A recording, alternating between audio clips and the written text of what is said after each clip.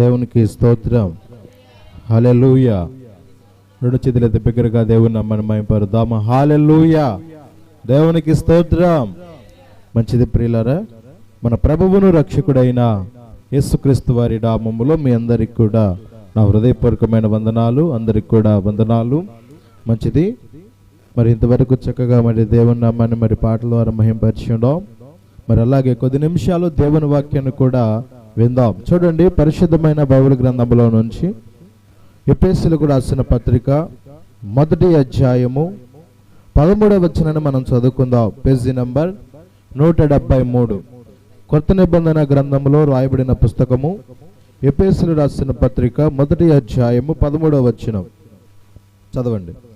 మీరును సత్యవాక్యమును అనగా మీ రక్షణ సువార్తను విని క్రీస్తునందు విశ్వాసముంచి వాగ్దానము చేయబడిన ఆత్మచేత ముద్రింపబడితిరి. చిన్న ప్రార్థన చేసుకుందాం. చదవబడిన వాక్య నిమిత్తమై ప్రభువు యొక్క ఉదయకాలం ముందు నీతో నాతో మనందరితో మాట్లాడు నిమిత్తమై చిన్న ప్రార్థన. అందరూ కూడా తల్లవంచండి, కళ్ళు మూసుకొని ప్రార్థన చేసుకుందాం. మహాపరిశుద్ధుడా, సర్వశక్తిమంతుడా, సర్వాధికారి దేవా, నీ ఉన్నతమైన పరిశుద్ధమైన నామాన్ని బట్టి నీ కొందనాలు స్తుతులు స్తోత్రాలు చెల్లిస్తున్నాం. ఇంతవరకు పాటల ద్వారా మీరు మహిమ పొందారు నమ్మొచ్చున్నాం. మీరు ఆస్తు నలుపుడు నీ పక్షి నిలబడి ఉండగా నన్ను మరుగుపరచండి తండ్రి. నాకును మాకును మా అందరికి ప్రభువా వినగల చెవులను, గ్రహించగల మనస్సులు ప్రతి బిడ్డలకు మీరు దయచేయండి. రాళ్ళకి ఎనగబడుతున్న ప్రతి బిడ్డను కూడా దర్శించి మీ సన్నిధికి నడిపించి మీ నామానికి మహిమ ఘనత ప్రభావములు పొందమని యేసుక్రీస్తు నామం పేరిట ప్రార్థించి అడిగి వేడుకొంచున్నాము తండ్రి. ఆమేన్. దేవునికి స్తోత్రం. గట్టిగా చేద్దామా. హల్లెలూయా. దేవునికి స్తోత్రం. మంచిది ప్రియులారా, చూడండి, చదవబడిన వాక్య భాగాన్ని మరొకసారి మనం ధ్యానం చేద్దాం. ఎఫెసీయులకు రాసిన పత్రిక 1వ అధ్యాయము 13వ వచన భాగాన్ని మనం చదువుదాం. మీరును సత్యవాక్యమును అనగా మీ రక్షణ సువార్తను విని క్రీస్తునందు విశ్వాసముంచి వాగ్దానము చేయబడిన ఆత్మచేత ముద్రింపబడితిరి. దేవునికి స్తోత్రం. చూడండి ప్రియమైన దేవుని బిడ్డలారా, ఈ చదవబడిన వాక్య భాగము ఎవరి గురించి ప్రస్తావించబడింది అనేది మనం పరిశీలన చేయాలి. ఎవరి గురించి లేఖనము రాయబడినది, ఎవరి ద్వారా తెలియపరచబడినది మనము గ్రహించినట్లయితే ఇక్కడ అపోస్తలుడైన పౌలు ఎఫెసీ సంఘానికి చెప్తున్నాడు. అపోస్తలుడైన పౌలు ఎఫెసీలో ఉన్న పరిశుద్ధులందరికీ, క్రీస్తునందు విశ్వసించిన వారందరికీ కూడా శుభమని చెప్పి రాసిన పత్రికే ఈ యొక్క ఎఫెసీలో రాసిన పత్రిక. దేవునికి స్తోత్రం. చూడండి, వారితో ఏమని చెబుతున్నాడు అంటే మీరును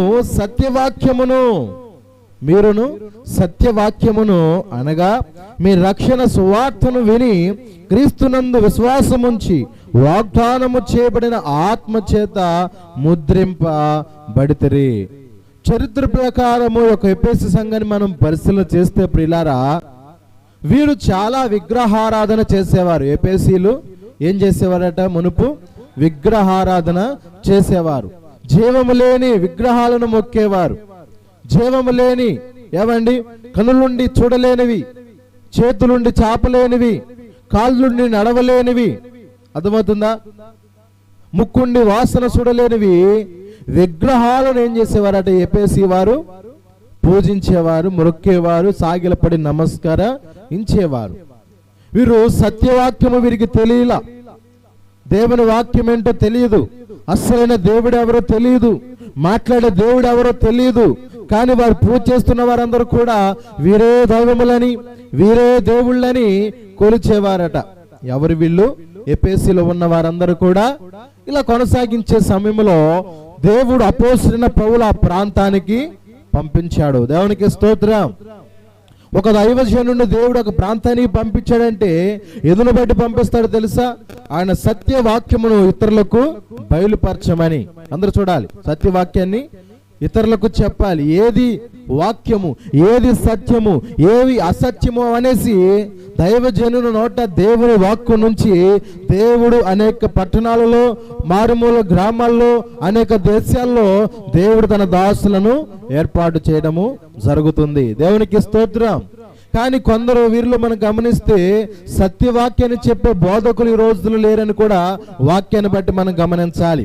ఎందుకంటే కల్పితమైన మాటలను ఉపయోగించి నేనే దేవుడినని చెప్పుకునే రోజులు ఇవి.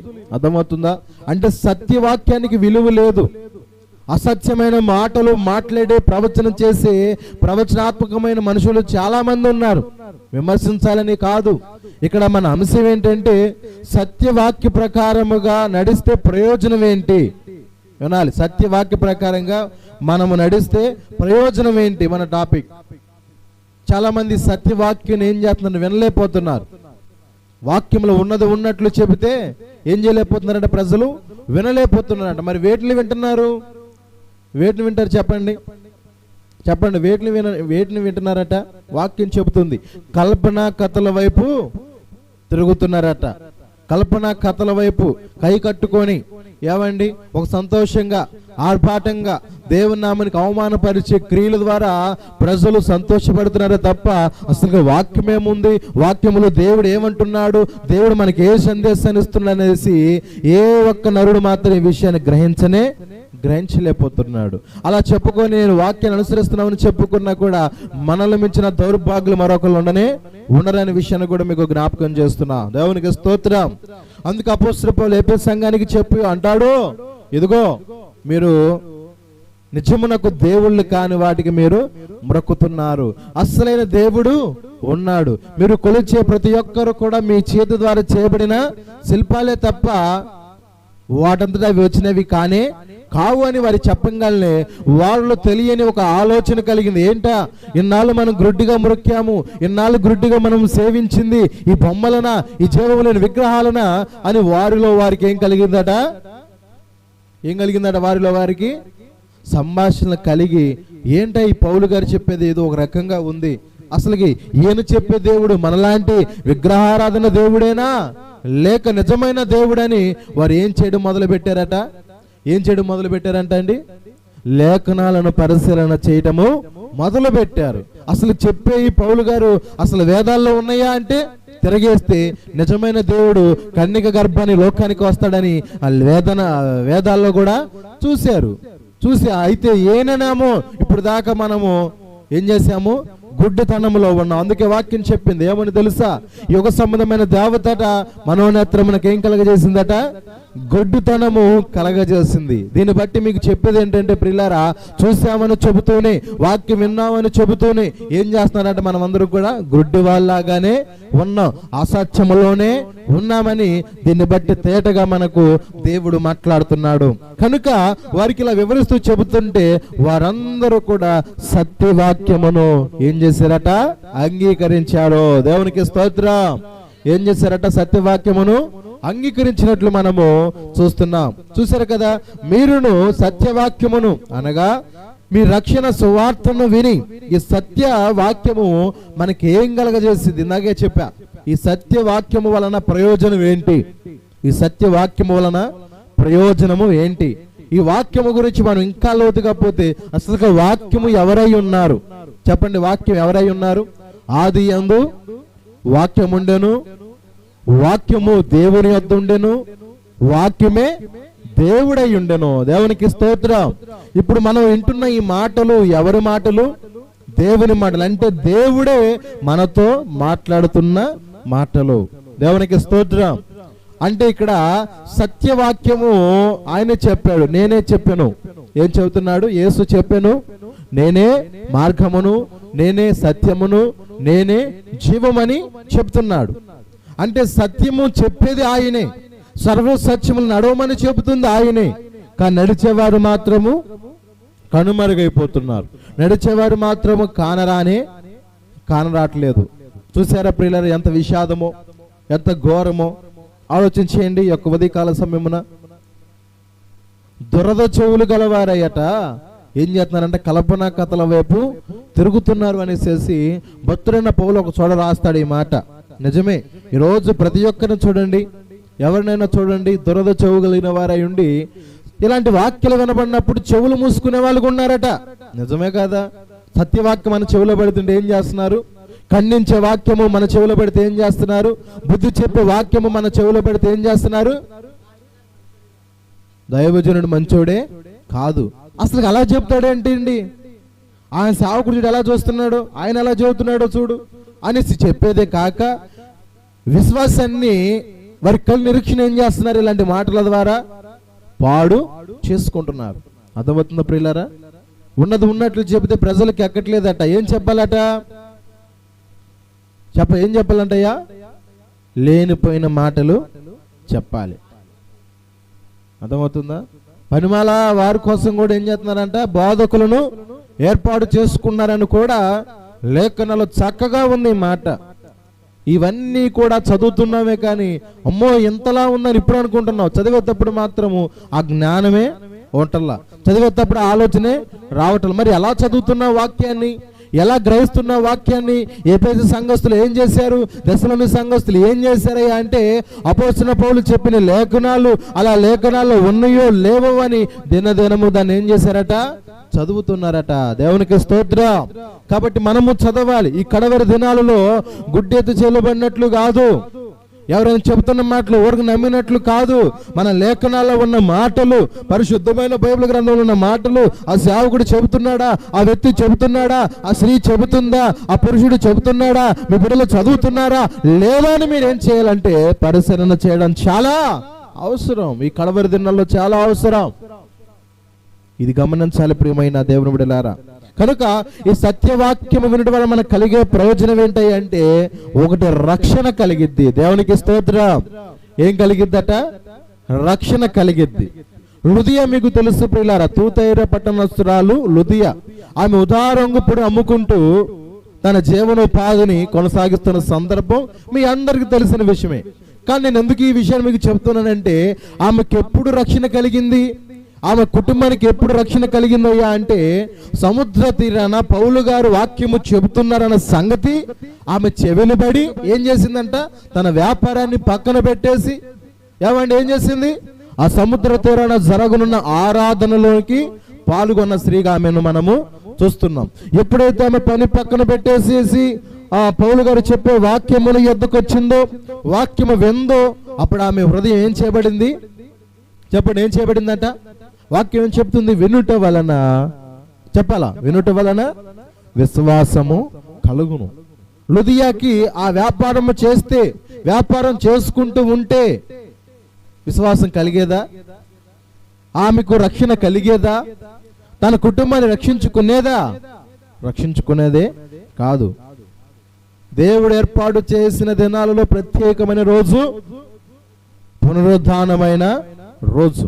ఆ రోజు మనకి ఎన్ని పని పాటలు ఉన్నా ఏం చేయాలి? పక్కన పెట్టి దేవునితో గడపాలి, మనుషుల వైపు చూడకూడదు. ఏమన్నాడు ఆయన? బూదిగంతము నివాసులారా నా వైపు చూచి రక్షణ పొందండి. ఈ కడవరి దినాలలో ఏ రోజు ఏ క్షణము మనకు తెలియదు, ఏ క్షణం అంతం వచ్చేదో మనకు తెలియదు. కొన్ని దేశాల్లో చూస్తున్నాం, కొన్ని ప్రాంతాల్లో చూస్తున్నాం. ఓ అగ్ని గంధకాల చేత ఏం చేయబడుతుందంట?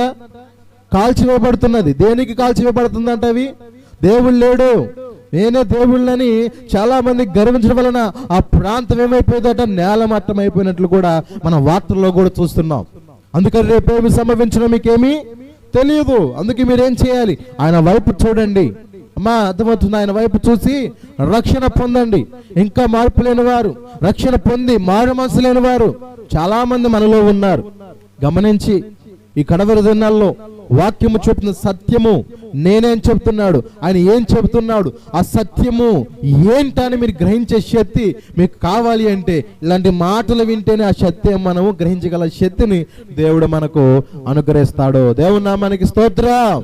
గట్టిగా చేద్దాం హల్లెలూయా. కాబట్టి సత్యవాక్యము వినుట వలన కలిగే ప్రయోజనం ఏంటయ్యా అంటే రక్షణ. లుదియా సత్యవాక్యమును వినది, వినుట వలన ఆమె హృదయం ఏం చేయబడింది? తెరవబడింది, ఆ వాక్యం హృదయంలో భద్రపరిచింది. ఆ భద్రపరుచుకున్న వాక్యాన్ని బట్టి ఆ కుటుంబాన్ని ఏం చేశారు? రక్షణ పొందారని మరి లేఖనాలు బట్టి మనము దేవుని వాక్యాన్ని గ్రహించాం. ఇక రెండో విషయం ఏంటంటే, క్రీస్తునందు విశ్వాసం ఉంచి వాగ్దానము చేయబడిన ఆత్మ చేత ముద్రించబడ్డారు. దేవునికి స్తోత్రం.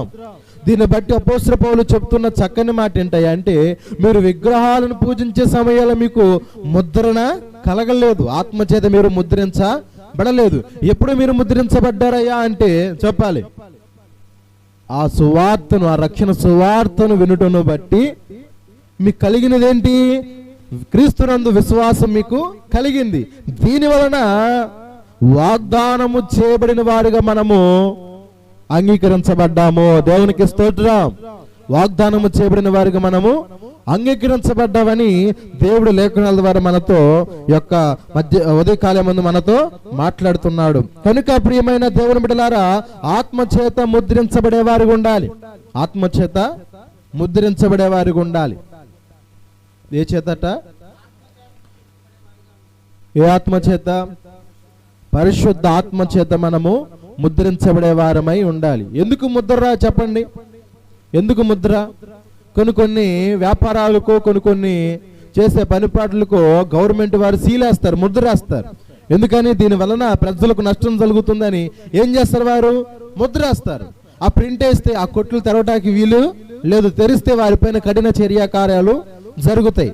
అవునా కదా? ఉల్లంఘిస్తే ఏం జరిగింది? వారిపైన కఠిన చర్యలు తీసుకుంటారు. ఎందుకంటే దానివల్ల ప్రజలకు నష్టం కలుగుతుందని, వారు చేసే వ్యాపారం వల్ల ఇతరులకు మరి బాధ కలుగుతుందని, ఇబ్బంది కలుగుతుందని కొన్ని సీలు వేస్తూ ఉంటారు. అంటే ముద్ర చాలా గొప్పది. ఆ ముద్రించడం వలన దాన్ని ఎవరు తెరవలేరు. అలాగే ప్రియులారా, రక్షణ పొందితే ఆ రక్షణ ముద్ర మన పైన ఉంటే మనల్ని ఎవరు కూడా కదిలించలేరు. దేవునికి స్తోత్రం. అపవాది కూడా మనం ముట్టలేడు, అపవాడికి కూడా అధికారము ఉండదు. ఎందుకంటే మీరు దేని చేత ముద్రించబడి ఉన్నారు? ఆత్మ చేత మీరు ముద్రించబడి ఉన్నారు కనుక మిమ్మల్ని ఎవ్వరు కూడా ముట్టలేడు. దేవునికి స్తోత్రం. మరి ముద్రించబడాలా వద్దా? చూసారా? సత్యవాక్యాన్ని మనం అంగీకరిస్తే, సత్యవాక్యాన్ని మనం వింటే ఏంటంట? ఒకటి, రక్షింపబడతాం. రెండవది, విశ్వాసంగా మనము భయంకరమైన దినాలలో ఏం చేయగలుగుతాం? బ్రతకగలుగుతాం. మూడవది, వాగ్దానాలు మనం పొందుకుంటాం. మూడవది ఏం చేస్తాము? వాగ్దానాలు మనము పొందుకుంటాం. ఇక నాలుగవది, ఆత్మచేత ప్రభు మనలను ముద్రిస్తాడు. దేవునికి స్తోత్రం. ఆత్మచేత ఏం చేస్తాడు? ముద్రిస్తాడు. కనుక ప్రియమైన దేవుని బిడ్డలారా, మరి ఇక్కడ రాయబడిన మాట మీరు గమనిస్తే, మరి సత్యవాక్యము ఎంత ప్రయోజనకరమో మీరు విన్నారా? మరి సత్యవాక్యం వినటం వలన ప్రయోజనకరం ఉందా లేదా? చెప్పనండి, ఉందా లేదా? ఉన్నది. అందుకే అపోస్తలుల పౌలు ఒక మాట అంటాడు. అపోస్తలుల కార్యములు 13వ అధ్యాయము 26వ వచనాన్ని చదవండి. అపోస్తలుల కార్యములు 13వ అధ్యాయము 26వ వచనం. సహోదరులారా, అబ్రహాము వంశస్థులారా, దేవునికి భయపడేవారులారా, ఈ రక్షణ వాక్యము మన యొద్ద పంపబడి ఉన్నది. యెరూషలేములో కాపురముండు వారును వారి అధికారులను ఆయనైనను ప్రతి విశ్రాంతి దినమున చదవబడుచున్న ప్రవక్తల వచనములనైనను గ్రహింపక ఆయనకు శిక్ష విధించుట చేత ఆ వచనములను నెరవేర్చిరి. దేవునికి స్తోత్రం. ఏమండి, నేను చెప్తున్న మాటలు మీకు అర్థమవుతున్నాయా? ఏం చెప్పాను? సత్యవాక్యము వినుట వలన ప్రయోజనకరం ఉందా లేదా అంటే ఉందని చెప్పా. ఎన్ని విషయాలు చెప్పా? 3 విషయాలు చెప్పా. ఒకటి, సత్యవాక్యం ఉండడం వలన రక్షణ కలిగిద్ది. దాని ద్వారా జరగబోచున్న దినాలలో, ముందున్న దినాలలో ఎలాంటి పరిస్థితులు ఎదుర్కొన్నా, ఎలాంటి దుస్థితులు ఎదుర్కొన్నా కూడా విశ్వాసం చాలా ప్రాముఖ్యమని రెండో విషయాన్ని మీరు చూశారు. సత్యవాక్యం ఉండడం వలన ఒకటి రక్షణ, రెండవది విశ్వాసం లభించింది, మూడవది ఏంటంటే వాగ్దానాన్ని పొందుకుంటాం. ప్రభు మన జీవితాల్లో చేసిన వాగ్దానము తప్పనిసరిగా మనము పొందుకుంటాం. నాలుగవది, ఆత్మ చేత ముద్రించబడతాం. నాలుగవది ఆత్మచేత ముద్రించబడుతున్న విషయాన్ని ఎఫెసీ సంఘానికి అపోస్తలుడు పౌలు చక్కగా దేవుని వాక్యాన్ని విప్పి చెప్పాడు. వారు అర్థం చేసుకున్నారు, విగ్రహారాధన ఫుల్ స్టాప్ పెట్టారు, యేసుతో వారి జీవితాన్ని ఏం చేశారు? ప్రయాణము చేశారు. దేవునికి స్తోత్రం. అలాగే ఈ యొక్క ఉదయకాలం ముందు కూడా ఈ వాక్యం వింటున్న మనము కూడా అలాంటి వారిగా ఉండాలని దేవుడు ఈ ఉదయకాలం ముందు మనతో మాట్లాడుతున్నాడు. ఇక్కడ అపోస్తలుడు పౌలు, ఇక్కడ అపోస్తల కార్యాలు రాయబడిన మాట ఏంటంటే, సహోదరులారా, అబ్రహాము వంశస్థులారా, దేవునికి భయపడువారులారా, ఈ రక్షణ వాక్యం మన యొద్దకు పంపబడి ఉన్నది. గమనించండి, ఇక్కడ వాక్యము ఎవరు గ్రహిస్తారు, వాక్యాన్ని ఎవరు విశ్వసిస్తారు, వాక్యానుసారంగా సత్యవాక్య ప్రకారం ఎవరు నడుస్తారయ్యా అంటే దేవునికి భయపడువారు మాత్రమే సత్యవాక్యానికి లోబడతారు. దేవునికి స్తోత్రం. చూసారా, ఒకసారి తిమోతికి ప్రభు చెబుతాడు, ఏమని తెలుసా? వాక్యము ఉన్నది ఉన్నట్లు చెప్పు, వాక్యముతో బుద్ధి చెప్పు, వాక్యముతో వారిని ఖండించు, గద్దించు అనేసి తిమోతి పత్రికలో మనము ఈ మాటలు చూస్తాం. అపోస్తలుడైన పౌలు తిమోతికి చెబుతాడు, నా కుమారుడైన తిమోతి, నీవు వాక్యాన్ని ఇతరులకు చెప్పేటప్పుడు, దేవుని బోధ నువ్వు చేసేటప్పుడు నువ్వు ఎలా చెప్ప తెలుసా? లేఖనాల్లో ఉన్నది ఉన్నట్లు నీవు చెప్పేసేయి. అర్థమవుతుందా? దాచుకోవద్దు, భయపడవద్దు, వారు ఏదైనా అంటారని నీవు అనొద్దు. ఎందుకంటే సత్యవాక్యం ఈ రోజుల్లో కరువైపోయింది ప్రియులారా. కొన్ని దేశాల్లో కాదు, మన దేశంలో సత్యవాక్యం ఏం చేయబడదంట? కరువైపోయి కల్పన కథల వైపు చెబుతూ సంఘాలను అభివృద్ధి చేసుకునేవారు ఉన్నారు తప్ప సత్యవాక్యం ఎలా ఉంది, వాక్యం ఎలా ఉంటుంది, వాక్యం ఎలా ప్రకారంగా నడుస్తున్నామన్నది ఈరోజు ఏ ఒక్క విశ్వాసి కూడా గ్రహించలేకపోతాం. చాలా విచారకరం. అర్థమవుతుందా? నేను ఒకటే చెప్తున్నానమ్మా, మీరు ఎక్కడికి వెళ్ళేవారైనా, ఏ స్థలాలకు వెళ్ళేవారైనా, నీ చేతిలో ఉన్న దైవ గ్రంథంలో ఉన్న మాటలే చెప్తున్నారా లేదా కల్పన కథల వైపు ఉంటుందా అని పరిశీలన చేయాలి. ఎలా చేయలేదు అనుకో, మీరు ఆత్మచేత ముద్రించబడలేవు. ఆయన మన కొరకు ఏర్పాటు చేసిన స్వాచ్ఛమైన ప్రదేశమందు పరలోక రాజ్యములో మనం ఉండం. నువ్వు రక్షణ పొందినా సరే, నీకు వాగ్దానాలు చేయబడినా సరే, నువ్వు విశ్వసించినా సరే, అక్కడ నీకు ఎలా లేదు. ఎందుకంటే నువ్వు సత్యవాక్యమందు నువ్వు స్థిరంగా నీవు లేనందువలనని ప్రభు ఏం చేస్తాడు? వలనను పక్కన పెట్టేస్తాడు. కాబట్టి ఈ యొక్క అంశాన్ని మీరు గ్రహించాలని ప్రేమతో మీకు చెబుతున్నా. అందుకనే ఎవరు సత్యవాక్యము తిరుగుతారయ్యా అంటే వాక్యం వైపు, దేవునికి భయపడు వారు మాత్రమే తిరగగలుగుతారు. దేవునికి భయపడలేని వాడు ఏం చేస్తాడు? అన్నిటినీ ఏం చేస్తాడు? విశ్వసిస్తాడు. మా పాస్టర్ గారు ఏం చెబుతాదండి, ఆయన ఏం చెబుతాదేనండి అంటే వాక్యం చెప్పినట్టు లేదు. నేను కొన్ని సంఘాల్లో చూస్తున్నా, కొన్ని మీటింగ్లకు వెళ్తున్నప్పుడు మా పాస్టర్కి ఏదన్నా సరేనండి మేము అదే చేస్తామంటున్నారు. దయచేసి తప్పు ఆ మాట. ఒక్కొక్కసారి బోధకులు కూడా బోల్తా పడినట్టు మనం చూస్తాం. ఈ మాట నేను స్పష్టంగా చెప్తున్నాను. ఈ మాట, బిలాము మంచి బోధకుడే కానీ బోల్తా పడలా, బిలాము మంచి ప్రవక్తే బోల్తా పడలా. గమనించండి, వారు విమర్శించాలని కాదు, నీకు నీవై గ్రహించే శక్తి నీకు ఉండాలి. పురాతనకరమైన మార్గాలను ఏం చేయమన్నాడు? విచారించండి, మేలుకరమైనది ఏంటో అది పరీక్షించి దానిలో మీరు నడుచుకోండి అన్నాడు. ఇంకా మీరు అశ్రద్ధతో అజ్ఞానంతో ఉంటే ఈ రోజులు మంచివి కావు. నేను ప్రేమతో ఈ మాటలు చెబుతున్నా, ఓ కక్షతోనో ఓ పగతోనో ఈర్షతో చెప్పట్లే ఈ మాటలు. మిమ్మల్ని ప్రేమించి, మనల్ని అందరిని ప్రేమించి ప్రభువు నాకు నీకు మనందరికి చెబుతున్న సత్యవాక్యం ఇది. ఈ సత్యవాక్యాన్ని అంగీకరించబడలుగా ఉండాలని, సత్యవాక్యం ప్రకారం నడవాలని నేను మీ అందరికీ ఈ వాక్యము చెప్పడం జరుగుతుంది. కనుక అంటున్నాడు కదా, యెరూషలేములో కాపురం ఉండేవారు వారి అధికారులు ఆయననైనను ప్రతి విశ్రాంతి దినమున చదవబడుచున్న ప్రవక్తల వచనములను గ్రహింపక. గమనించారు, ఇక్కడ సత్యవాక్యాన్ని గ్రహించట్లేదు. ప్రవక్తలు చెబుతున్నారు, బోధకులు చెబుతున్నారు, ప్రసంగికులు చెబుతున్నారు, కానీ వారు ఏం చేయలేదట? సత్యవాక్యాన్ని గ్రహించట్లేదట. ఎంత విచారకరమో, చాలా బాధాకరము కదా. ఇక్కడ అపోస్తలుల కార్యములో చెబుతున్నారు భక్తులు, అబ్రహాము వంశస్థులారా, దేవునికి భయపడేవారులారా, ఈ రక్షణ వాక్యము మన యొద్దకు పంపబడింది కదా, ఆయనే మన యొద్దకు వచ్చాడు కదా, తను తగ్గించుకొని మరి ఆయన మాదిరిని కనిపించే సంఘంగా ఉంటుందా, సార్వత్రిక సంఘంగా ఉంటుందా, సంఘం ఎత్తబడిద్దో లేదో అన్న యోచన లేకపోతే ప్రయోజనకరం మనకి ఏది కూడా ఉండదు. ఈనాడు ఎలా ఉంటున్నాడంటే, ఉన్నది ఉన్నట్లు చెప్పాలంటే ప్రియులారా, సంఘానికి వస్తున్నాం కానీ ఆయన చెప్పే బోధకుడు చెప్పే మాటలు ఆలకించట్లేదంట, గ్రహించట్లేదు. ఉందా లేదా మాట? ఒకవేళ వారు గ్రహిస్తున్నట్లయితే ఆయన సిలువేసేవారు కాదు. దేవునికి స్తోత్రం. ఎంత అద్భుతమైన మాట. వారు లేఖనాలను చదువుతున్నారు కానీ గ్రహించట్లేదు. గ్రహించేవారైతే ఆయనను దేనికి అప్పగించేవారు కాదట, సిలువకు అప్పగించేవారు మాత్రము కాదని ప్రవక్తలు బాధపడుతూ వేదన చెందుతూ ఈ యొక్క వాక్యాన్ని వారు పలుకుతున్నారు. నిజమే, ఆనాడు మన ప్రభువు ద్వారా ఎంతమంది మేలు పొందారండి. ఆయన శత్రువులుగా ఉన్నవారు మేలు పొందారు, ఆయన మిత్రులుగా ఉన్నవారు మేలు పొందారు. ఆయనకి యాంటీగా ఉండి ఆయన శోధించి ఆయన అవమానపరిచేవారు కూడా ఆయన ద్వారా మేలు పొందిన వారైనప్పటికీ కూడా లేఖనాలు చదువుతున్నారు. పరిచయాలు కదిస్తే సద్దుకాయలు కదిలిస్తే వాళ్ళు ఏమన్నారు? మేము లేఖనాల దినం మేము పరిశోధిస్తే ప్రభుని అప్పచెప్పేవాళ్ళు కాదు కదా.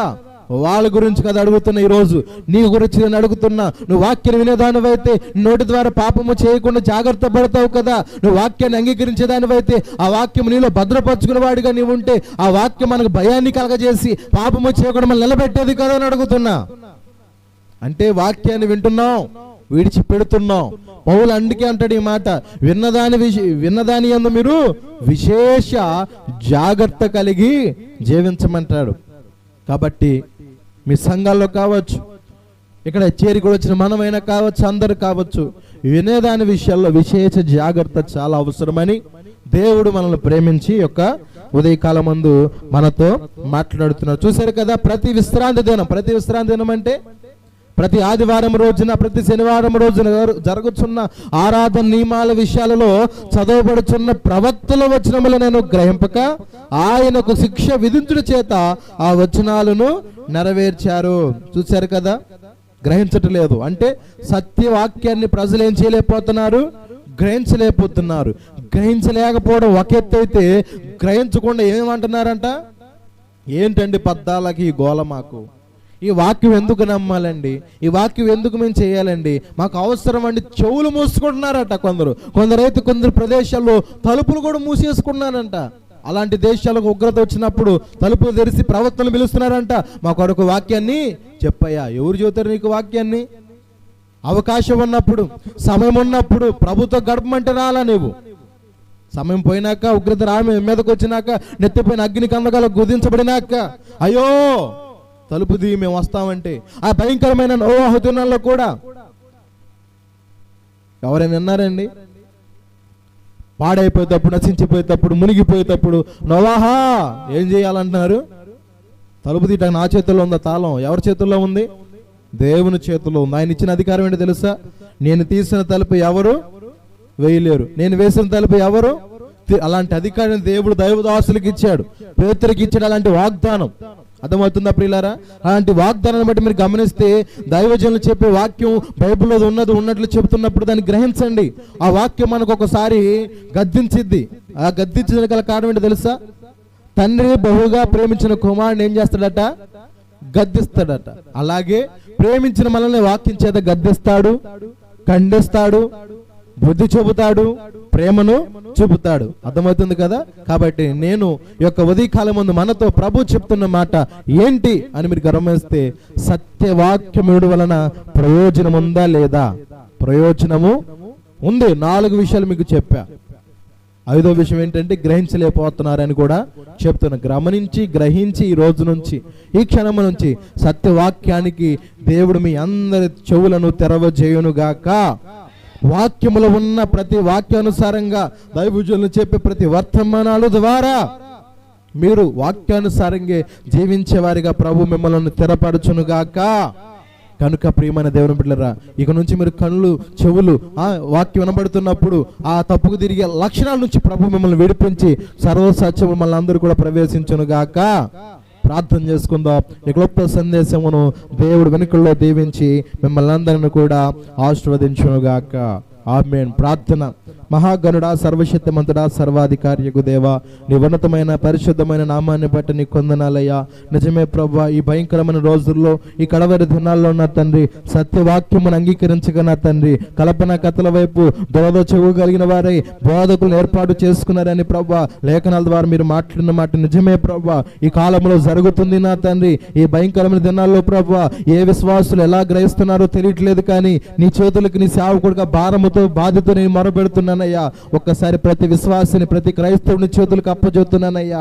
అయ్యా, వారందరూ కూడా ఆ కల్పన కథల వైపు తిరగనియొద్దునైనా, ఎందుకంటే దాని వలన ముద్రించబడలేరు, స్వాచ్ఛం మీకు కలగదని చెప్పావు ప్రభువా. పరలోకంలో ప్రవేశం లేదన్న విధంగా వస్తున్నారు, నా ప్రజలట్లు కూర్చున్నారు, కానీ వారి హృదయం నాకు దూరముగా ఉన్నదన్నట్లు. నిజమే ప్రభు, మా హృదయాలు మీకు దూరంగా ఉన్నాయి నాయన. దయతో క్షమించండి. ఈ క్షణము నుంచి, ఈ రోజు నుంచి దేవా వాక్య ప్రకారముగా మా హృదయాలు తెరవ చేసి సత్యవాక్యమందు మేము నడిచే భాగ్యము ప్రతి బిడ్డలకు మీరు దయచేయండి. లైవ్ ద్వారా క్షణ బిడ్డలకు దయచేయండి. సమాజంలో ఆయా స్థలాల్లో కూర్చొని దేవని మాటలు ఆలకించిన బిడ్డలందరూ కూడా సత్యమందు, సత్యవాక్యమందు నా తను స్థిరపరిచి బలపరిచి విన్న మాటలు వ్యర్థంగా పోకుండా మా అందరి హృదయాల్లో ప్రభువా నీరు కట్టి ఫలించేటట్లు కృప చూపమని నజరేయుడైన యేసుక్రీస్తు నామం పేరిట ప్రార్థించి అడిగి వేడుకొనుచున్నాము మా తండ్రి, ఆమేన్.